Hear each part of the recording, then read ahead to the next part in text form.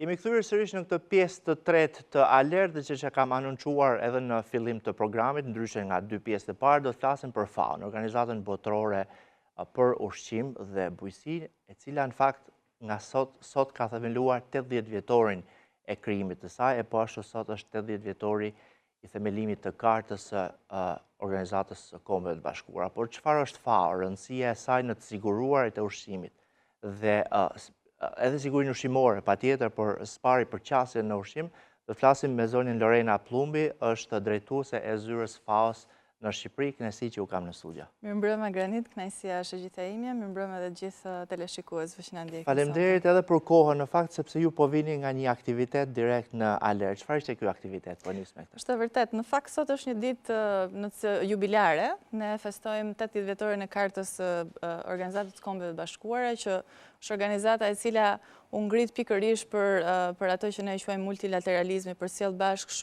për cilë shumë shtete bashkë drejt një misionit përbashkët që është arritja e zhvillimit qëndrueshëm e paqes në botë, dhe sigurisht edhe 80 vjetori i Organizatës Botërore të Ushqimit dhe Bujqësisë, FAO-s, e cila në fakt është organizata e Shqipërisë dhe e shqiptarëve, pasi Shqipëria ka mbi 5 dekada që është antare e saj. Që 1973. Eksaktësisht. Kështu që gjysmë shekulli antar të FAO-s, krenar, dhe në fakt Shqipëria është një kuriozitet i shkurtër, është shteti nga më të vjetrit në rajonin e Ballkanit dhe të Evropës qendrore, e cila ka aderuar në organizatën në FAO. Jemi pak ditë edhe pas 16 tetori, që është dita botërore e ushqimit, jo e sigurisë ushqimore, e ushqimit, por në vetvete çfarë është FAO? Domethënë, për ata që na ndjekin dhe nuk e kuptojnë, që të mos e ngatrojnë fiks me një OKB apo diçka e tillë. Në fakt dhe qëllimi i ngritjes së saj, i krijimit. Është e vërtet. Është ajo organizatë e cila kujdeset që çdo person të ketë ushqim të shëndetshëm dhe të sigurt në pjatë. Për çdo shqiptar, ne jemi këtu duke punuar me programet tona, me asistencën tonë, me këshillet tona, me bashkëpunimin me institucionet për të ndihmuar gjithë shqiptarët të kenë një ushqim të mjaftueshëm, të shëndetshëm në tryezat e tyre. Kështu që mjaftueshëm. Absolutisht. Dhe punoni ngushtë edhe me fermerët në pjesën e bujqësisë. Absolutisht. Unë do doja që të thoja në fakt që koncepti i FAO-s për bujqësinë dhe zhvillimin bujqësor nuk lidhet vetëm me atë, po themi, sektor të veçuar, siç ne jemi mësuar ta kuptojmë bujqësinë, pra si tokë, si farë, si ujë, si puna në fakt e atij bujkut, por bujqësia është shumë më shumë se kaq. Është një sistem, është një zinxhir i cili bën bashkë që nga, po themi, fermierit e konsumatori, përdorimi i tokës, i ujit, i burimeve, bën bashkë ekonominë dhe mjedisin, bën bashkë komunitetet, traditat, pra nuk mund të flasim për një bujqësi brenda një koncepti të mbyllur, por duhet ta hapim vizionin, dhe në fakt ky është dhe misioni i FAO-s, që punon me të gjithë aktorët e sektorit, jo vetëm me fermerët, me institucionet, me ata, me organizatat të cilat mbrojnë mjedisin, me shkencën, me akademinë. Unë doja që të ndaja me ju disa nisma që ne jemi duke zbatuar, pikërisht duke përdorur fuqinë e shkencës për të bërë ballë ndryshimeve klimatike që po ndodhin sot në botë, sepse sfidat me të cilat Shqipëria haset janë sfida globale, nuk janë vetëm të Shqipërisë, vendi jon nuk është i izoluar, dhe prandaj kërkohen edhe përgjigje të cilat i bëjnë bashkë të gjithë këto aktorë drejt një cilat janë konkretisht të nisma? Mund t'i ndajmë? Konkretisht, në fakt do ta nisja me një nisëm me cila personalisht më ka impresionuar për nga pikpamja e arritjes që kemi pasur në teren. Ne në zonën e Tropojës, në masivin e Gështenjës, kemi arritur të krijojmë një laborator në qell të hapur, i cili përdor, për shkak të ndryshimeve klimatike, siç e thash, klimatike, disa dëmtues kanë prekur masivin e Gështenjës atje, duke shkaktuar humbje shumë të mëdha për komunitetin i cili jeton, pasi ai produkt nuk është vetëm ekonomi, është trashëgimi, është mirëqenie për atë zonë, është dhe identitet. Kështu që ne jemi duke punuar me një program kontrolli biologjik, pra ne po përdorim natyrën për t'i bërë ballë natyrës në këto sfida që ai ka, duke përfshirë komunitetin lokal atje, pra duke krijuar laborator të kontrolli biologjik, duke emetuar këtë në ekosistemin e masivit Gështenjës, pikërisht për të rimëkëmbur nëpërmjet zgjidhjeve të natyrës që vijnë nga shkenca. Pra ndonjëherë nuk duhen zgjidhje shumë të mëdha, duhet thjesht dije, duhet më shumë dije dhe njohuri, për cilën FAO ashtu duke asistuar. Dhe në fakt përveç ekspertëve tuaj që keni në zyrën në Tiranë, Pas në postimet tuaja që një vajzë nga Tropoja që merrej me gështenjen, pra me këtë smundje, kishte marrë një çmim nga FAO para pak ditësh në një aktivitet. Është vërtet, në fakt duam të Në promovojmë. Imeraj në mos gaboj ishte. Është vërtet. Ajo është një profesoresht e biologjisë, e cila është pikërisht nga ajo zonë, nga ai komunitet, ka vendosur që t'i bashkohet kësaj nisme, të ndihmojë ngritjen e kapaciteteve të laboratorit, por duke edhe edukuar fëmijët me të cilët ajo punon në shkollë. Është një shembull i atyre që ne i quajmë heronj të ushqimit, të cilët janë figura që ne duam të promovojmë. Njerëz që me punën e tyre të përditshme, në qetësinë e tyre po bëjnë një kontribut i cili ndonjëherë duhet edhe treguar, dhe kjo ka qenë një nga qëllimet e ditës ndërkombëtare të ushqimit që ne e festuam para pak ditësh në Tiranë, në Shqipëri, duke bërë bashkë shumë aktorë dhe pikërisht duke u fokusuar tek historitë e këtyre që janë herojnë. Po dhe regjia mund ta ndihmoj her pas here me pamjet e FAO-s të dy aktiviteteve, në fakt, qoftë aktiviteti i ditës botërore të ushqimit, por edhe pjesëmarrja në maraton dhe konkretisht çfarë qëllimi kishin këto dy aktivitete në vetvete? Po, Granit, është e rëndësishme që ne të ndërgjegjësojmë qytetarët mbi të gjitha, se siç thash, bujësia nuk është vetëm ferma dhe bujku, por është edhe konsumatori, është mënyra se si ne zgjedhim ta konsumojmë ushqimin, mënyra se si ne i qasemi mirë jetës tonë. Prandaj edhe u bashkua Maratonës Tiranës, që është një nga aktivitetet më të rëndësishme që bën bashkë shumë entuziastë të jetës aktive dhe të mirëushqyrjes, pikërisht duke vrapuar për kauzën e ushqimit.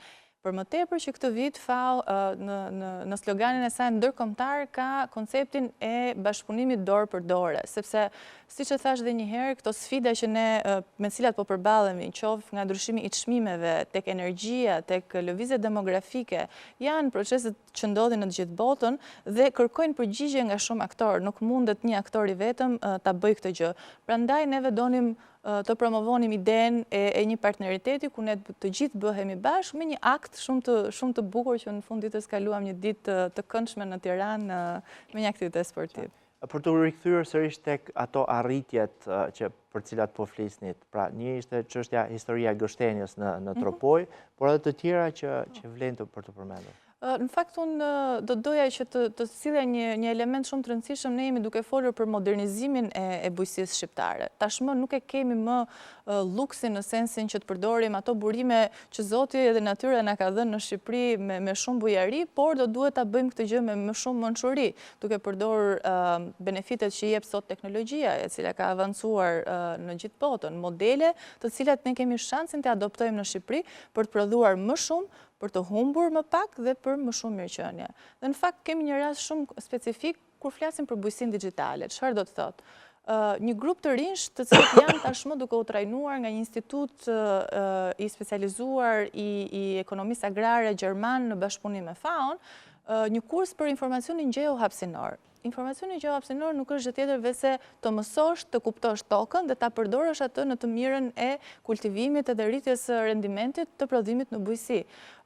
Lançuam thirrjen dhe patëm jashtëzakonisht shumë kërkesa të cilat nuk i prisnim dhe na surprizuan pozitivisht. Pra, qytetarët kanë dëshirë, profesionistët e rinj kanë dëshirë të angazhohen, të përthisin dije të reja dhe t'i aplikojnë ata në këtë sektor i cili është jetik për ekonominë e vendit tonë. 52 vjet bashkëpunim Shqipëri-FAO. Çfarë ka përfituar në tërësinë e vet Shqipëria nga pjesëmarrja në këtë organizatë? Gjatë gjithë kohës, aq sa informacion ka, të paktën pas 90-s, se para ndoshta është më e cunguar. Patjetër. Unë do doja të thoya që FAO mbi të gjitha është një partner, është një organizatë e cila ka antarësinë e Shqipërisë brenda vetes vet. Pra nuk është vetëm zbatues i projekteve, është një organizatë e cila ndihmon institucionet që të hartojnë politika gjithmonë më konform, po themi, ambicjes që vendi ka për të arritur objektivat e zhvillimit qëndrueshëm, por mbi të gjitha edhe për aderimin në Bashkimin Evropian, sepse në fund ditës BE-ja nuk është vetëm një tërësi rregullash, është një koncept i modernizimit të sistemit agro-ushqimor. Pra, ajo që thamë, bujqësia e ndërlidhur me klimën, bujqësia e ndërlidhur me konsumatorin, bujqësia e ndërlidhur me gjithë komunitetet të cilat punojnë me njohurinë, me know-how. Kështu që ne ndër vite jemi munduar që të vazhdojmë të punojmë krah për krah institucioneve shtetërore, me organizatat e shoqërisë civile, absolutisht me fermerët, por edhe me akademinë, duke u munduar që të përfshijmë sa më shumë njohurinë Shqipërinë edhe të bëjmë gjëra sa më konkrete të ndihmojnë Shqipërinë në procesin e aderimit në Bashkimin Evropian, zhvillimin e ekonomisë shqiptare dhe këtë gjë e bëjmë me përkushtim nëpërmjet ekspertizës tonë ndërkombëtare me modele të provuara në gjithë botën, të cilat kanë dhënë impakt dhe jemi duke i zbatuar edhe në Shqipëri. Në fakt, tani më vjen mendje në këto vendet e rajonit ose të Ballkanit, ku ka qenë më suksesshme FAO? Ndoshta nuk e dini, po për bërë një krahasim për rezultatet në Kosovë, Maqedoninë e Veriut apo ku mund të jetë tjetër. Shiko, ne në fakt bashkëpunojmë me Maqedoninë e Veriut, ndajmë asete të mëdha natyrore, se do doja që të përmendja këtu edhe pyet, sa e rëndësishme është ekonomia pyjore. Siç thash edhe një herë, kjo është një zinxhir që bën bashkë jo vetëm bujqësinë, po dhe mjedisin, edhe përdorimin e burimeve natyrore. Dhe ne me Maqedoninë bashkëpunojmë, ashtu siç bashkëpunojmë me Kosovën, me Malin e Zi, ne kemi një aset të jashtëzakonshëm kombëtar që është liçeni i Shkodrës. Në liçenin e Shkodrës jemi duke zbatuar një projekt për menaxhimin e peshkimit në liçenin e Shkodrës, për kërkimin shkencor sa i takon resurseve ujore dhe të peshkut që ndodhen në atë liçen. Pra, sigurisht mundohemi që çdo nisëm e jona të ketë një vlerë më të madhe se Shqipëria dhe të bëj bashkë edhe shtetet e tjera në rajon, sigurisht për të krijuar më shumë mirëqenie, më shumë qëndrueshmëri në modelet që ne zbatojmë. Nëse shef faqen e FAO-s global, vëren që, ose nëse lexon statistika, janë miliona njerëz sot në botë që nuk kanë qasje në ushqim.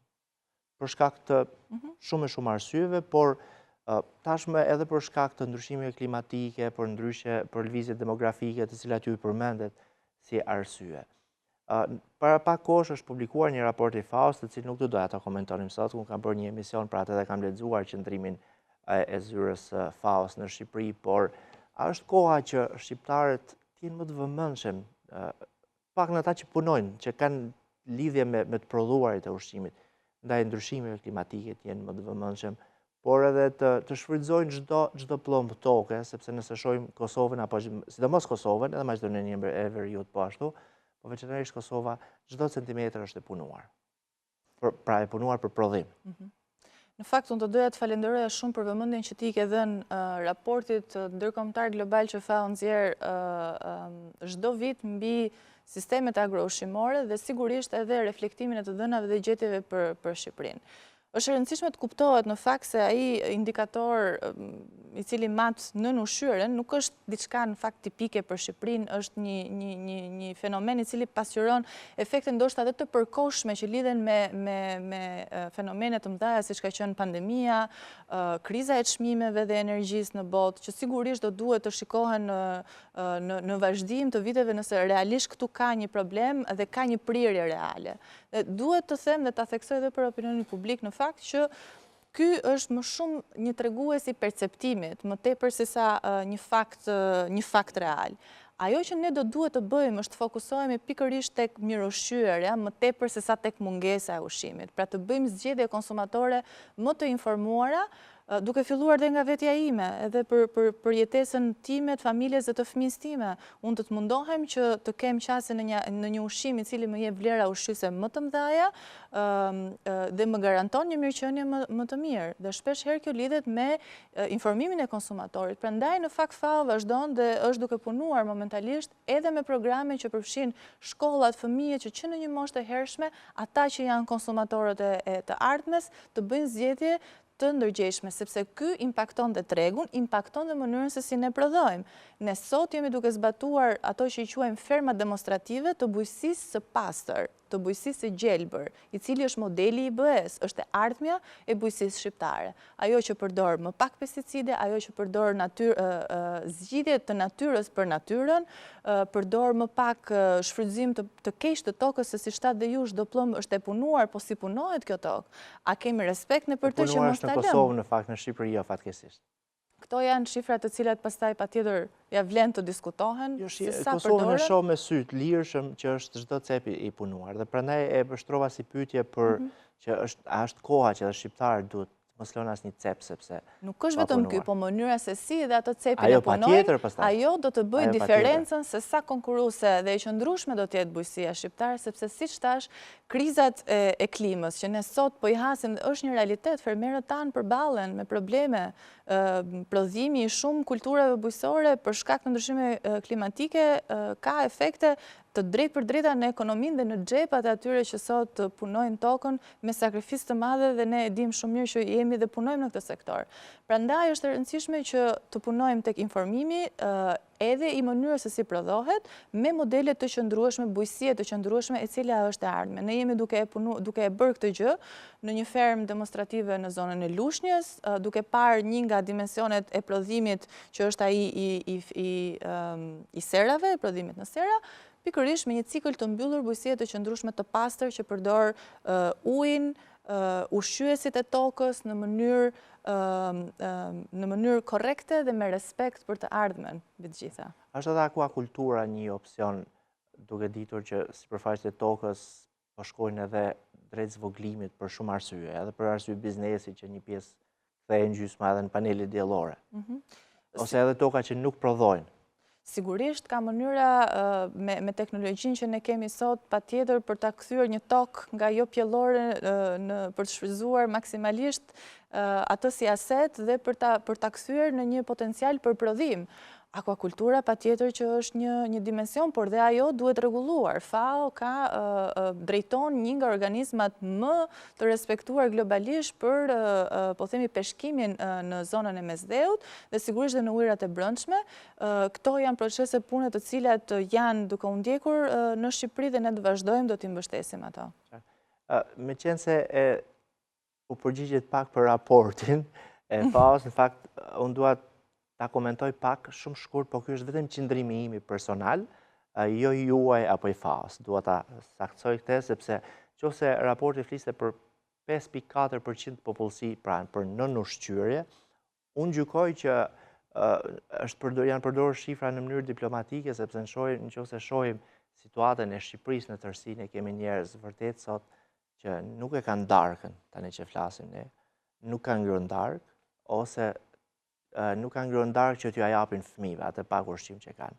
Pra nuk flas për keq ushqyerje, për nënushqyerje ose mungesë ushqimi dhe dyshoj dhe thash e ritheksoj që është mendimi im personal që mund të jetë edhe mbi më shumë se 5.4, që ose shohim periferitë e Tiranës, në qytetet vogla, në periferitë e qyteteve tona të vogla, por ka njerëz aq të varfër sa që mund mos e kenë, mund ta kalojnë 5.4% e popullsisë në total. Nga gjitha kategoritë, pastaj pa i përmendur. Kurse pastaj pjesa e mirë ushqyerjes e keq ushqyerjes është dikush keq ushqyer nga mungesa e informacionit, dikush nga pamundësia ekonomike. Pastaj ka edhe keq ushqyer nga tepria ekonomike dhe mungesa e informacionit. Absolutisht. Por ky është qëndrim vetëm i imi. Jo, vetëm nëse më lejon të bëj vetëm një koment të shkurtër, sigurisht që, siç thash, patjetër që këto janë efekte të cilat mund të perceptohen mbi të gjitha dhe duhen matur dhe duhen vlerësuar me shumë kujdes. Ajo që është e rëndësishme është që ne të ndihmojmë institucionet qendrore të bëjnë analiza të mirëfillta, të kuptojnë se çfarë ndodh me procese globale, siç janë ato që rrisin çmimet e energjisë, të cilat sjellin pastaj edhe gjithë ortekun edhe në sistemet tona agroshimore për të qenë të përgatitur dhe për të dhënë përgjigje, sigurisht që po. Padiskutim, po rritja e çmimit të energjisë, nëse bëhet fjalë qoftë për një familje, atë familje kufizon nga qasja në ushqim pastaj, sepse të ardhurat do të shkojnë për energji. Edhe po ta lidhim kështu shumë ngushtë. Po ka instrumenta për të përgjigjur edhe për të krijuar një amortizim dhe besoj që edhe qeveria shqiptare ka ndjekur plot edhe nga këshillat që ne si organizatë botërore e ushqimit dhe bujqësisë kemi dhënë pikërisht për strategjitë se si ti përgjigjemi këtyre sfidave me cilat përballemi. Unë raportin e trajtova, ju më dërguaj kishit pamundur të ishit vetë pjesë fizikisht dhe më dërguat një sqarim të zyrës FAO-s që përfaqësoni. Nuk e di nëse keni diçka tjetër për shtuar në raport me FAO, me projektet e ardhshme në Shqipëri. Ne vazhdojmë të jemi të angazhuar, sigurisht e dim dhe jemi shumë të ndërgjegjshëm se sa e rëndësishme është i gjithë procesi i përgatitjes dhe i parafrimit të jo vetëm legjislacionit, po të gjithë mënyrës së të menduarit dhe modernizimit në raport me Bashkimin Evropian, kështu që jemi këtu të gatshëm për të krijuar një vlerë reale në jetën e njerëzve, se mbi të gjitha ajo është parësorja për ne. Ne jemi një organizatë e cila në çdo përpjekje mundohet që mos të lëri asnjë njeri pas, leave no one behind. Dhe kjo është objektivi, lejtmotivi punës tonë, dhe do vazhdojmë ta bëjmë krah për krah me institucionet vendore, me partnerët e tjerë ndërkombëtar dhe sigurisht edhe me median e cila i jep hapësirë çështjeve kaq të rëndësishme dhe jetike për ekonominë e vendit si bujqësia. Faleminderit shumë dhe unë mendoj që edhe bashkëpunimi i FAO-s me institucione shtetërore është i mirë, konkretisht pak një lidhur ngushtë me Ministrinë e Bujqësisë dhe Zhvillimit Rural. Parë që ministri ka qenë tek aktivitetin në Petrel, dhe po ashtu ka pasur këto ditë një takim me drejtuesin rajonal të FAO-s, që është një gjerman, unë e kam intervistuar, por nuk i kujtoj emrin tani.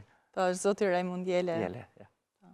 Në fakt, siç thash edhe një herë, FAO është organizata e çdo shqiptari, është organizata e Shqipërisë dhe ne në fakt edhe fizikisht me zyrë jemi brenda Ministrisë së Bujqësisë, punojmë shumë afër, është një marrëdhënie organike, jetë gjatë dhe shpresoj që edhe në 5 dekadat e ardhshme dhe më tej ne të vazhdojmë, ndoshta ne jo, por misioni të shkojë përpara, kjo është e rëndësishme. Lorena Plumbi, ju falenderoj shumë që ishit në Alertë. Faleminderit shumë, Granit. Ishte kënaqësi, ishte Lorena Plumbi, drejtuese e zyrës së FAO-s në Shqipëri. Ky është fundi i Alertë për ditën e sotme.